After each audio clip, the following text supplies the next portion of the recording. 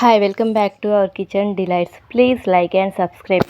గోంగూర నిల్వ పచ్చడి ఎలా తయారు చేయాలో చూసేద్దామా. గోంగూరను బాగా కడిగి ఆరబెట్టుకొని తడి లేకుండా చూసుకోవాలి. అర కేజీ గోంగూరకి 100 గ్రాములు ఎండుమిరపకాయలు పడతాయండి.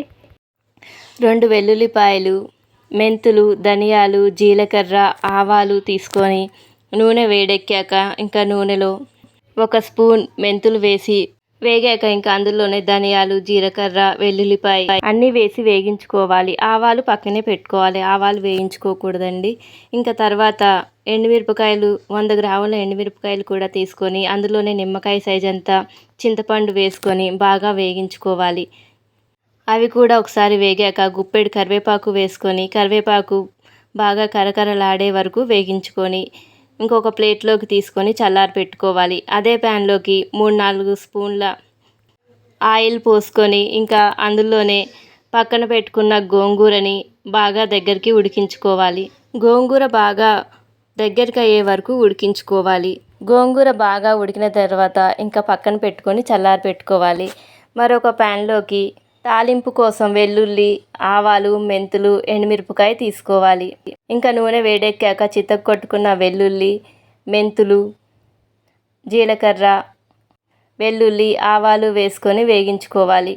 బాగా వేగిన తర్వాత ఇంకా అందులో ఎండుమిరపకాయ కూడా వేసుకొని వేగించుకోవాలి. ఇంకా తర్వాత కరివేపాకు కూడా వేసుకొని బాగా వేయించుకోవాలి. ఇంకా అందులోనే కొద్దిగా ఇంగువ కూడా వేసుకోవాలి. ఇంగువ వేసుకోవడం వల్ల పచ్చడి అనేది రుచిగా ఉంటుంది. మనం వేయించుకొని పక్కన పెట్టిన ఎండుమిరపకాయలు రుచికి సరిపడా ఉప్పు వేసుకొని గ్రైండ్ చేసుకోవాలి. మనం ఉడికించిన గోంగూర ముదిరాకైతే ఉడకకపోతే లైట్గా మిక్సీ పట్టుకోవాలి. మరీ పేస్ట్ లాగా చేసుకోకూడదండి. గోంగూరని లైట్గా ఒక పల్స్ తిప్పుకుంటే సరిపోతుంది. అందులోనే మనం గ్రైండ్ చేసుకున్న ఎండుమిరపకాయలు పౌడర్ని వేసి కలుపుకోవాలి. మీరు ఎండుమిరపకాయలు ఇష్టం లేకపోతే కారమైనా వేసుకొని కలుపుకోవచ్చు. ఎండుమిర్చి పౌడర్ గోంగూర బాగా కలిసే వరకు కలుపుకోవాలి.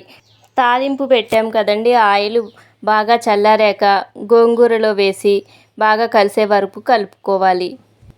నోరూరించే గోంగూర నిల్వ పచ్చడి రెడీ. మీరు కూడా ట్రై చేసి ఎలా వచ్చిందో చెప్పండి. Thank you for watching. Please subscribe our kitchen delights.